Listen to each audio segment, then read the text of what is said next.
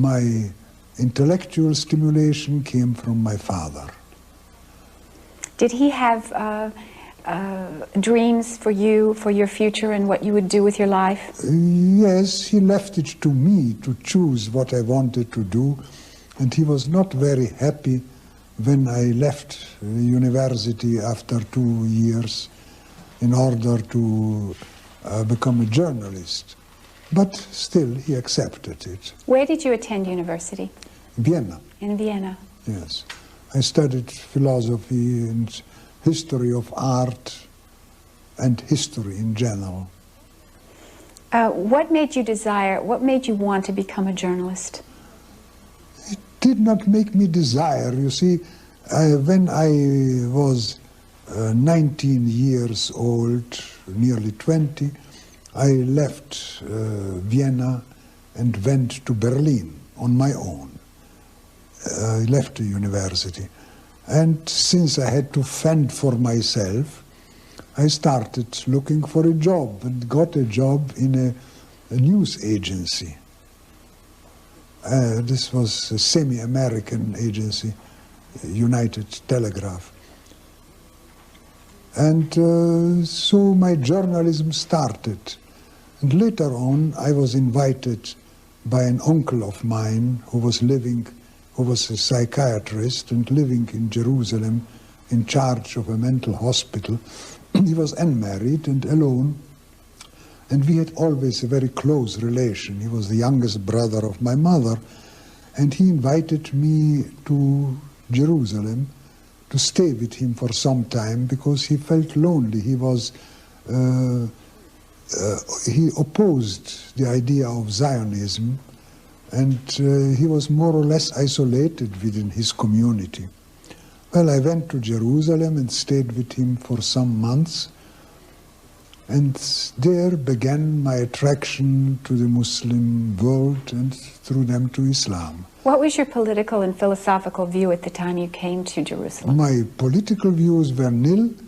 My philosophical views were those of a young, inexperienced man, and I wouldn't like to boast about them today. But I felt from the very first moment that the aim of Jewish colonization of Palestine and doing thereby wrong to the Arabs was immoral. And I became averse to the idea of Zionism from the very first moment of my contact with it. And then I decided to take up my journalistic career, which had just started in Berlin before I left it. I wrote an article, made 10 copies of it, and sent it to 10 newspapers in Europe. 9 of them didn't answer, and the 10th, this was the Frankfurter Zeitung, probably the most important newspaper at that time on the continent of Europe, accepted it and offered me the job of their special correspondent in the Middle East, which I accepted and began to write for them. Then I returned after, I went on a further journey for the newspaper to Syria, to Iraq. What were you writing about? I was writing mostly about people, about my feeling of people, the way they looked upon life and how they lived. That interested me more than political constellations of the moment. And apparently these articles were well received, and very soon I had a name in the German press. When I returned to Germany after an absence of 2 years, I wrote a book on those past journeys in German, which was called Unromantisches Morgenland. It means the non-romantic East, where I discussed, among other things, the idea of Zionism and question of Egyptian independence and so forth. Then, after a few months, I was sent out on another very long journey, which took me years. Went again to Egypt, Syria, Iraq, Iran, Afghanistan, and returned via Central Asia and Russia to Europe. You were coming back from Afghanistan. Yes, but during that journey, there developed in me great attraction to Islam, which came first through my liking the Arabs in Palestine and Syria. I found them open and pleasant to deal with, and gradually I learned Bazari Arabic, could talk to some extent with them, and became interested in what they thought, what they imagined. And so I came upon Islam and started reading about it, became more and more interested. When you learned Arabic, was it the language of the people first before you learned classic Arabic? Of course. I learned my Arabic in the souk, in the bazaar, just picked up, as most of my languages were. And then on my second long trip to the Muslim world, I was in Afghanistan, in Herat, western Afghanistan. And I rode in late autumn over the Hindu Kush mountains to Kabul. It was a journey of about 20 or 25 days on horseback, very hard journey. And on one occasion, my horse lost a shoe. So I was obliged to go off my road to a village nearby and had the shoe replaced by a smith.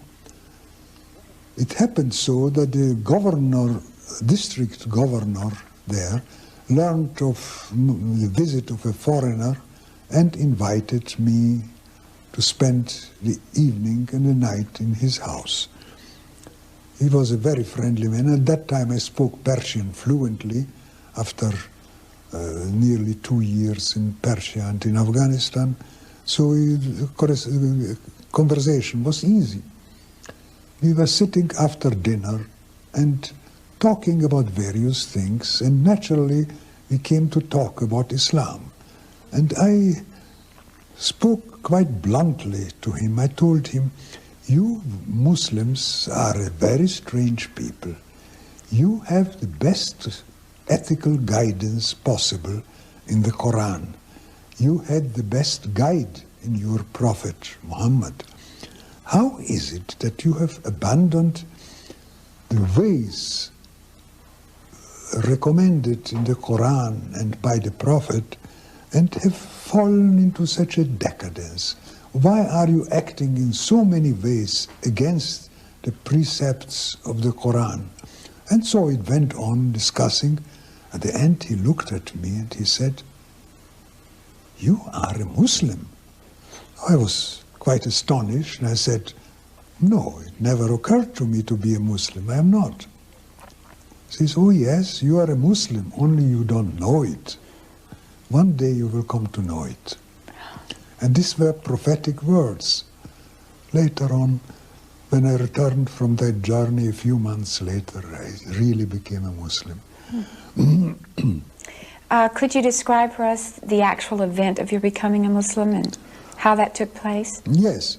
After my return from my second long journey to the Muslim world, I was living in Berlin and started reading the Quran in translation because my Arabic was still insufficient to read it in its original language. And one day I was discussing it, of course, often with my first wife, who was a German, older than me, and who was equally interested in Islam. And one day we were traveling in the underground in Berlin. And this was in the year 1926. It was a year of great prosperity in Central Europe after years of misery and inflation. And all people were well-dressed, people who were in the underground train together with us, well-dressed and well-fed apparently, but it appeared to me that their faces were not happy. And I looked from one to the other and saw there is unhappiness in these people. They are oppressed. And I turned to my wife, who was, by the way, a painter and accustomed to observe faces, and I said, "What do you think of the faces of these people?" And she said, "They are unhappy." Same impression she had. When I came home, I could not explain to myself why it was, because, as I said, it was a prosperity year in Central Europe. I happened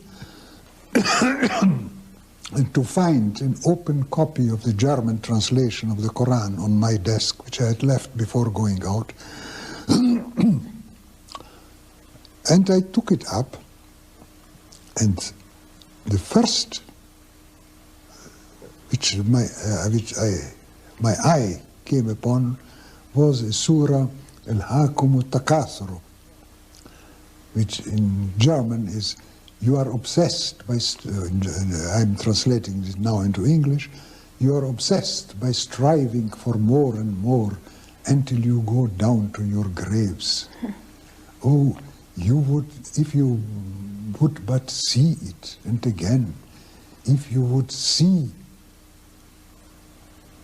and then you will see one day that you are in hell, and on that day you will be asked, "What did you do with the boon of life?" It came to my mind that this is the illustration of our present modern life. People are unsatisfied, wanting more and more material goods, and are unhappy, and they do not see that they are living in hell now. And God says in this verse, in this surah, one day you will see hell with the eye of certainty, and then you will be asked, what did you do with the boon of life? And I was so struck by it, by this coincidence of finding this surah as an explanation of what I had seen previously in the underground train. I told myself, how is it possible that a man living 1400 years ago had composed a book describing the situation of today, showing us what people feel now? No human being, not the greatest genius, could do such a thing, and especially not an Arab who was unlettered, who did not know anything beyond the confines of the Arab world. No, this book must be inspired, and inspired by whom? It is. Then I became certain that it was a revealed book.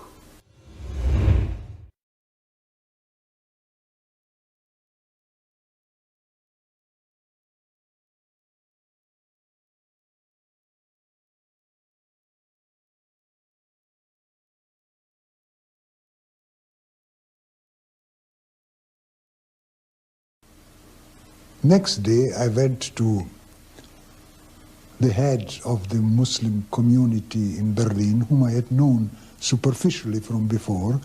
It was an Indian Muslim gentleman, by name Abdul Jabbar Khairi, and I told him, I want to become a Muslim. What shall I do? He said, it's very simple, give me your hand. And I gave him my hand. He said, repeat after me, La ilaha illallah Muhammad Rasulullah, which I did. He says, you are a Muslim now. I said, good, accepted.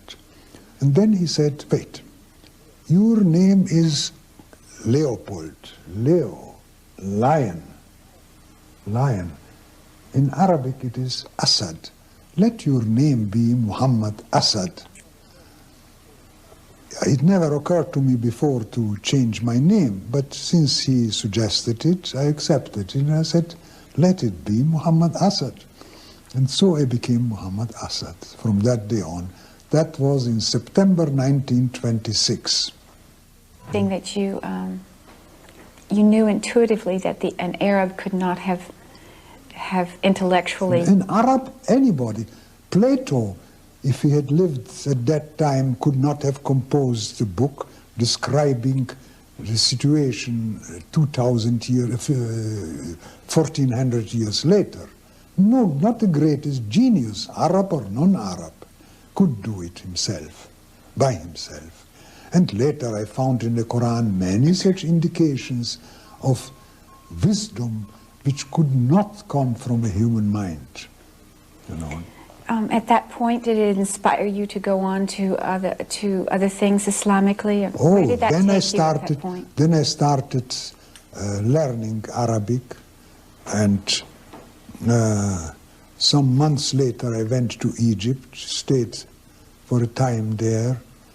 Later on, together with my wife, who became a Muslim together with me, and then we went on Hajj to Mecca.